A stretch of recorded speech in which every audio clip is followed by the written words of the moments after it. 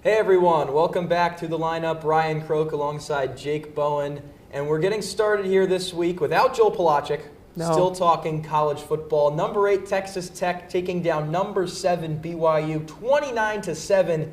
And the Red Raiders just shut down this undefeated BYU team, Jake. They did. They only allowed 7 points to the Cougars and allowed less than 270 yards. For me, that's a huge step for Texas Tech, taking down the number 7 team in the nation. And Ryan, I think they are the Big 12 favorites and could make some magic in the college football playoff. Okay, well, I'll tell you this. I've been early on this one. I know we talked Tech Utah earlier in the year. It was a big one with their backup. I said they're clearly going to be the Big 12 champion. You doubted me then, and now you've come around. So I want an apology, first of all, for that nonsense, because I saw this coming from a mile away. Clearly the best team in the Big 12 by a country mile. They spend more money on their team than anyone in the Big 12 by a country mile, and you're seeing it pay dividends here. BYU was well overranked. The only reason they had that number 7 ranking was because of that undefeated record, and they hadn't played anybody. And I'd argue, same with Texas Tech. This is their first legitimate, somewhat impressive win, and I don't even think BYU is a legit contender. I do not have a lot of faith in this Texas Tech team. Their defense is great. I'm not going to hold them. I'm not going to dock their defense whatsoever. They don't have the offense of a team that's going to make any noise in the playoff for me. I think they run into anybody from the SEC or the Big Ten who's going to be in that playoff. They're just going to get outclassed, plain and simple. Well, you talked about how they have an easy schedule, and that you're certainly right about that. But every game except their loss against ASU, they've won by more than 3 scores. So, yes, despite having an easy schedule, they're showing their dominance. Listen, they beat Utah by 24 points. BYU only won by 3. Again, but that's the expectation when you're spending as much money as almost any team in the country aside from Texas on your roster in a conference that is as weak as the Big 12. They don't get bonus points for that from me. They don't, but I think they can still make magic because of their really good defense, because it's the number 7 team. And while, maybe they're not the actual number 7 team in the country, their resume proved that BYU was up there, and the ability to take down BYU and to take them down by a significant margin, 22 points, is a big statement. Okay, do you think BYU's legit then? No. Okay, so I do how not is think it an they should make the impressive win college by that standard? Well, it's impressive because of where BYU was. They were the number 17 team. I disagree. I think that's a pure, again, like I said, it's pure record. That's the reason that they're number 7. The only reason they're number 7 is because they're undefeated. And now they're not anymore, and they're not going to be number 7 anymore either. I just think they weren't the number 7 team in the nation, clearly. Well, the college football committee is going to look based on numbers. I don't think they're necessarily going to say you beat this team who's this bad or good. It's going to be you beat the number 7 team.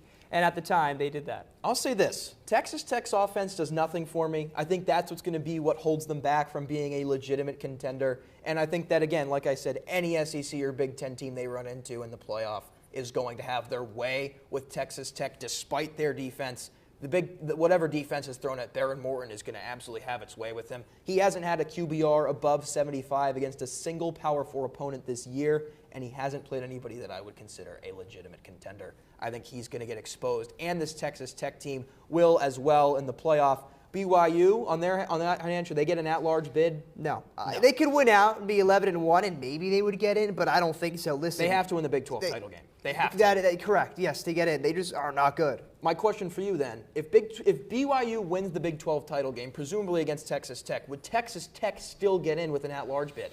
I don't think so. I say no. I don't think so. I say no because as well. I think that then the bad schedule comes into effect. And Correct. You can't have 2 losses. You got to win that Big 12 championship game to get in. I agree. And that's sort of the conversations we're going to be having as we near playoff time. It's coming down the pipeline very, very soon. A team who's going to be in, hopefully going to be in for me, my national championship pick, the Oregon Ducks. They took down number 20 Iowa 18-16 at Kinnick in the mud and in the rain. And it wasn't the most impressive win, you might argue. It was not. But a win is a win, and my Ducks looked pretty solid in the rain. I'm not going to lie. They look good. It was a must-win game, Ryan, for the Oregon Ducks. Have to win out to really get in that Big Ten championship game or have a chance at it. But I'm cautious of Dante Moore. Only 112 yards and interception. Yes, I know they played a top defense, and they played in a tough environment. But that's what's going to happen in the college football playoff. You're going to be playing good defenses, correct. and if he can't, succeed against Iowa, then I don't know how much success he's going to have in the playoff. Okay, I don't think there's a single quarterback in the country who you could put in that situation. Not Fernando Mendoza, not even Ty Simpson, who I absolutely love. Not even Julian Sayin, who's leading the nation in completion percentage. If you put them into those conditions at Kinnick Stadium against that Iowa defense, that's going to have a strong game. Dante Moore, I said after that Penn State win he was the Heisman favorite. He was at the time. He's proven himself not to be that as we've gone on in the season. But I still have a lot of faith in his abilities, and that final drive shows you why.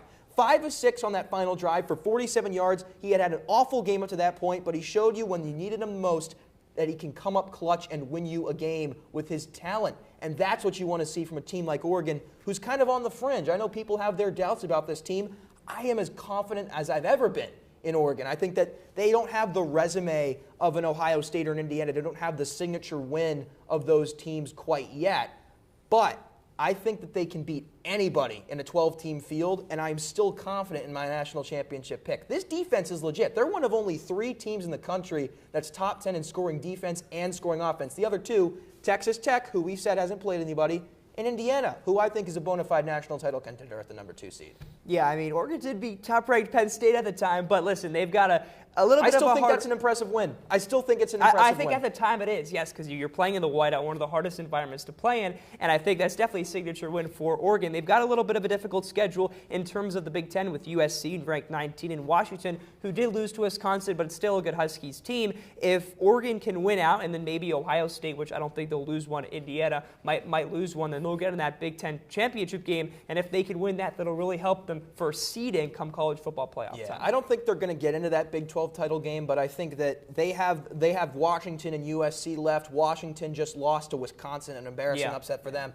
But you still beat the team who was just in the rankings for the committee, and then a USC team who's also ranked. You just beat Iowa, who was underrated by the AP poll, got correctly rated by the College Football Playoff Committee. You just beat them on the road. I think they can start stacking some more impressive wins, build up that resume, and I think we'll see them jump a couple spots. We already saw them jump a spot this week, went from 9 to 8 after this win. But I think if they finish the season without another loss, you could very easily be in that top 6 or 5 by the end of the year. They could. And listen, for Oregon, for the Ducks, a young quarterback in Dante Moore, you got to have a good run game. And boy, did Noah Whittington come to play. He's really emerging for the Ducks as this running back, Ryan, 95-plus rushing yards in his last 3 games, really taking the load off of Moore in the air. And you want to talk about the run game for Oregon. The only team ahead of them in yards per carry, Navy, and I know you like Navy. I do. And Oregon's got the second best rushing attack behind a team who runs the ball pretty much every offensive play. I think you have to love that if you're Dan Lanning. I think this team should not be taken lightly. I know there's some doubts about their resume, but I'm still very confident in my national championship pick. Who I'm not confident in is whoever comes out of the ACC, because unbelievable stuff happened this weekend. The 2 top dogs in the conference in terms of rankings, Louisville and Virginia, fell this past weekend. Now every team in the ACC has at least one conference loss. It's going to be an outrageous finish of the season to figure out who gets into that title game. Where does this conference stand in general? I mean, it is just a nightmare. Yeah, all these one-loss teams, it's going to be about tiebreakers at the end of the season. And one team that came in to their game with 1 loss, now 2 losses that I can agree are just out, is Louisville. And they really had to win. They couldn't. 2 losses at the end of the day, they're done. Virginia, on the other hand, that NC State game at the beginning of the season, not a conference game because of those 8 games. That's saving them right now. Correct. Right now, they're scheduled to be in the ACC title game, but because of the NC State game, they get that extra opportunity. Who do you trust in the ACC? Who do you think the best team in the Georgia ACC is? Tech, because of Haynes King and how they can dominate the run with him. 100%. I don't think there's a team that stacks up to anybody like Georgia Tech. The only team that does on a pure talent level is Miami, but they have 2 losses. They're not going to make that conference title game. And Georgia Tech, I think the path is theirs. If they want it, they are the team that can get it. They have more talent than everybody. They're more proven than anybody. I think they're more trustworthy than anybody. Virginia, you always felt like the other shoe was going to drop at some point. Yeah. Louisville, the same thing. They were kind of elevated for beating Miami, and